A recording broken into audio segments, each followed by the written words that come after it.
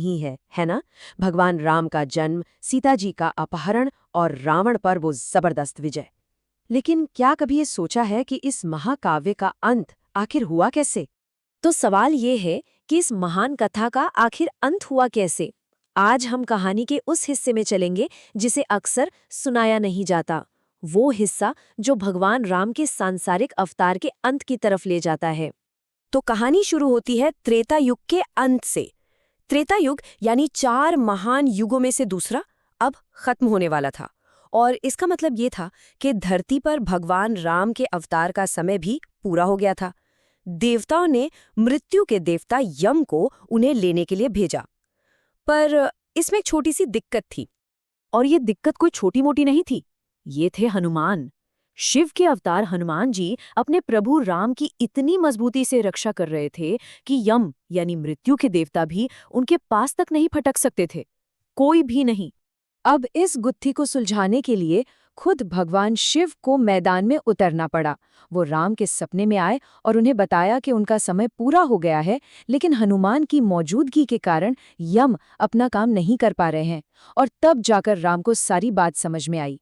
तो अब राम जी को एक रास्ता निकालना था, एक ऐसा तरीका जिससे हनुमान कुछ समय के लिए उनसे दूर चले जाएं, ताकि यम अपना काम पूरा कर सके। और उन्होंने इसका एक बहुत ही सरल लेकिन बहुत ही कारगर तरीका खोज निकाला। अगली सुबह राम जी ने सीता जी की दी हुई अंगूठी जमीन की एक छोटी सी दरार में गिरा दी। और फिर उन्होंने हनुमान को बुलाया और कहा, हनुमान, सीता की अंगूठी गलती से इस दरार में गिर गई है, क्या तुम प्लीज जाकर उसे वापस ला सकते हो? अब अपने स्वामी का आदेश हनुमान के लिए तो पत्थर की लकीर था। उन्होंने तुरंत खुद को एक चींटी जितना छोटा किया और उस दरार में उतर गए, एक ऐसे सफर पर जो उन्हें सीधा पाताल लोक यानी अधोलोक तक ले जाने वाला था। चलिए अब वापस अयोध्या चलते हैं। अब जब हनुमान चले गए तो यम को आखिर वो मौका मिल ही गया जिसका वो इंतजार कर रहे थे, राम से अकेले में बात करने का। पर इस मुलाकात की एक बहुत बड़ी कीमत चुकानी पड़ी। राम ने लक्ष्मण को बुलाया और एक बहुत ही सख्त आज्ञा दी। उन्होंने कहा, लक्ष्मण, दरवाजे पर पहरा दो। मैं और यम अंदर बात कर रहे हैं और कोई भी अंदर नहीं आना चाहिए, और अगर कोई आया तो सजा होगी मौत। तो अंदर यम ने राम को बताया कि उनका काम अब पूरा हो चुका है और उन्हें वैकुंठ लौटना होगा। लेकिन ठीक उसी वक्त दरवाजे पे आ पहुंचे महाक्रोधी ऋषि दुर्वासा। लक्ष्मण ने उन्हें बड़े प्यार से रोकने की कोशिश की, पर दुर्वासा तो गुस्से से आग बबूला हो गए। उन्होंने धमकी दे दी कि अगर उन्हें अंदर नहीं जाने दिया गया तो वो पूरी अयोध्या को जलाकर राख कर देंगे। अब सोचिए लक्ष्मण के मन में क्या चल रहा होगा। एक तरफ भाई का वचन और मौत, दूसरी तरफ पूरी अयोध्या की तबाही।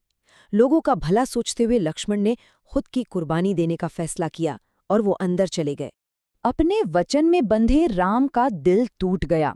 गुरु वशिष्ठ ने सलाह दी कि मृत्युदंड के बजाय लक्ष्मण को देश निकाला दे दिया जाए, क्योंकि उनके जैसे भाई के लिए राम से बिछड़ना ही मौत के बराबर था।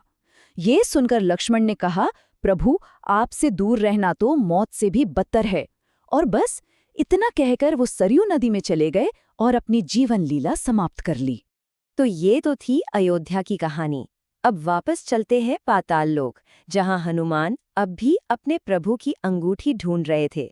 पर वहां उन्हें कुछ ऐसा मिलने वाला था जिसकी उन्होंने कभी कल्पना भी नहीं की होगी।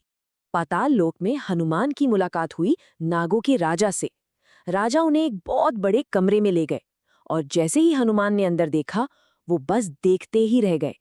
वहां कोई एक दो नहीं, बल्कि लाखों करोड़ों सोने की अंगूठियां थी, और हर एक अंगूठी बिल्कुल राम जी की अंगूठी जैसी थी। तब नागराजा ने समझाया, हनुमान, हर त्रेता युग में विष्णु राम का अवतार लेते हैं, और जब भी दुनिया में कोई सोने की अंगूठी गिरती है तो एक वानर उसके पीछे आता है। ये इस बात का इशारा होता है कि धरती पर राम का समय अब पूरा हो गया है। ये जो लाखों अंगूठियां तुम देख रहे हो, ये सबूत हैं कि राम अनगिनत बार धरती पर आए और चले गए। ये सुनते ही हनुमान को सब समझ आ गया कि उनके स्वामी का समय आ चुका है।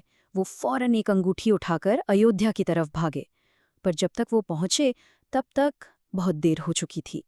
जब हनुमान पहुंचे तो उन्होंने अपनी आंखों से देखा राम सरयू नदी में चलते हुए जा रहे थे और देखते ही देखते जल में विलीन हो गए। ये सोचकर के ये सब उनकी वजह से हुआ, हनुमान फूट फूट कर रोने लगे। राम, मेरे प्रभु! तभी राम भगवान विष्णु के रूप में प्रकट हुए। उन्होंने हनुमान को दिलासा देते हुए कहा, हनुमान, इसमें तुम्हारी कोई गलती नहीं है। जो होना होता है वो होकर रहता है। किस्मत को कोई नहीं बदल सकता। विष्णु ने समझाया कि हनुमान जैसे भक्तों को धर्म की रक्षा के लिए धरती पर रहना ही होगा। धर्म मतलब वो व्यवस्था जो पूरे ब्रह्मांड को संतुलन में रखती है। और उन्होंने हनुमान को चिरंजीवी होने का वरदान दिया, मतलब अमर, ताकि वो हमेशा हमेशा के लिए धर्म की रक्षा करते रहें। और यहीं ये कहानी हमें एक बहुत गहरे सवाल के साथ छोड़ जाती है।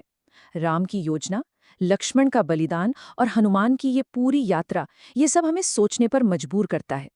क्या हमारी जिंदगी पहले से तय है, या फिर हमारे पास अपनी किस्मत खुद लिखने की ताकत है? ये वो सवाल है जिसका जवाब हम सभी को अपने अंदर ही खोजना होगा।